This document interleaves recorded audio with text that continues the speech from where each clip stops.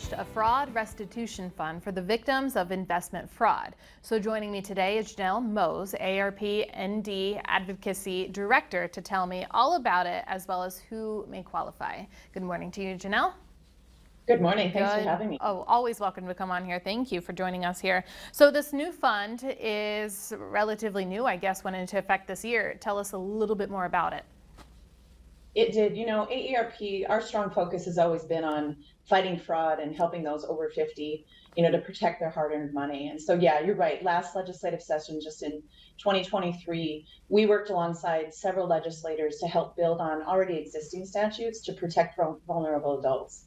Our efforts were really to create this fraud restitution fund to pay back victims of investment fraud after successful prosecution of certain crimes. Senate Bill 2325, it was introduced to look at fraud and financial crimes, specifically investment fraud.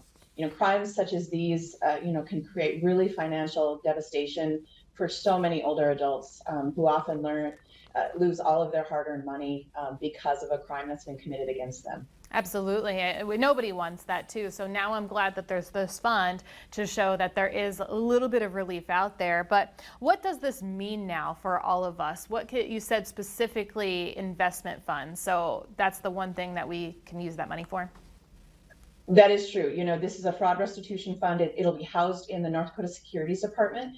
Commissioner Karen Tyler has been really, instrumental alongside some of the senators that helped introduce this, stand up this fund. But it's specifically related to investment fraud. So the first step is if you're suspecting that you've become a victim of investment fraud, report it to the Securities Department.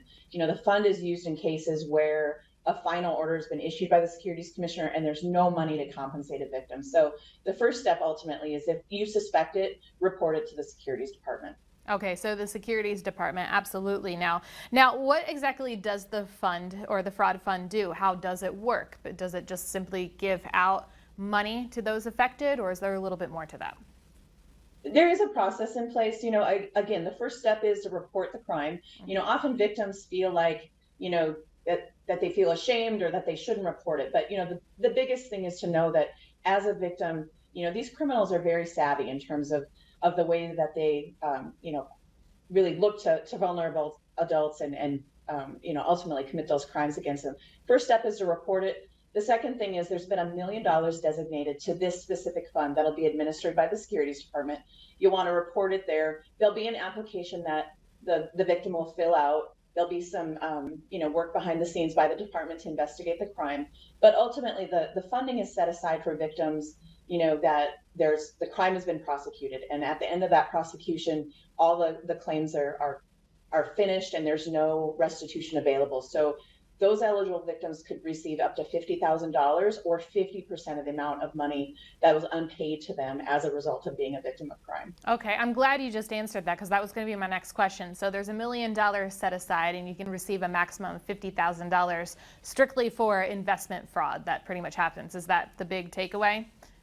Correct. This is very limited in scope, but we think it will have really significant impact on victims. Again, we look at older adults that have really worked hard to earn their money, and often, in these investment scams or crimes, they could lose a significant amount of their life savings. And so we know this won't make victims whole, but it is really a step in the right direction, specifically for investment fraud victims to receive some form of compensation after that crime's been prosecuted. Absolutely, and I think it's always in our mindset that this is never going to happen to us, but it does. The stats are a little bit staggering in a way. So how else do we help those? What are the stats for those frauds and scams?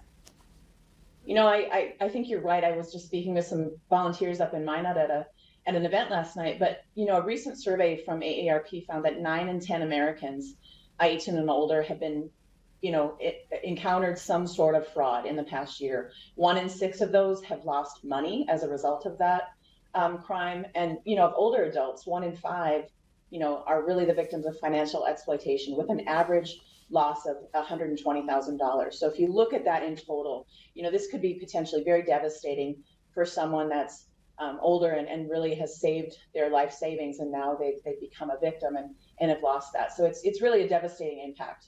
Exactly, and you're here to help us kind of eliminate that to the best we can and help those out. So for those people watching who have maybe come across this and are interested in learning more about the Fraud Restitution Fund or AARP, where can they get more information? So specifically about the Fraud Restitution Fund, you can go to aarp.org/ND Fraud Fund.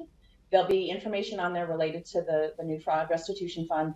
It'll direct you to the Securities Department so you can make that first step of reporting the crime. But, we know that investment fraud is only one type of scams and frauds. Yeah. We know of all kinds of other calls or text messages or emails that victims of fraud, receive. And what we want to know is that we want you to report any scams or frauds. Right. I think that's the first step in really pivoting the focus away from victims saying, I've been scammed or I've been duped, I shouldn't have fallen for that. This is really a focus that we want to shift towards. This is a crime, and people are perpetrating this crime on vulnerable adults specifically. So the first thing is to report it. So Absolutely. go to that aarp.org/fraud fund for the information on that. But we also want you to report, again, any fraud Right. that you suspect, and it's aarp.org/fraudwatch network, or you can call the Fraud Watch helpline, which is 1-877-908-3360. Well, Janelle, thank you so much. Time runs fast here. We appreciate it. Thank you. Thanks so much. Appreciate it. Keep it here. More to come on North Dakota.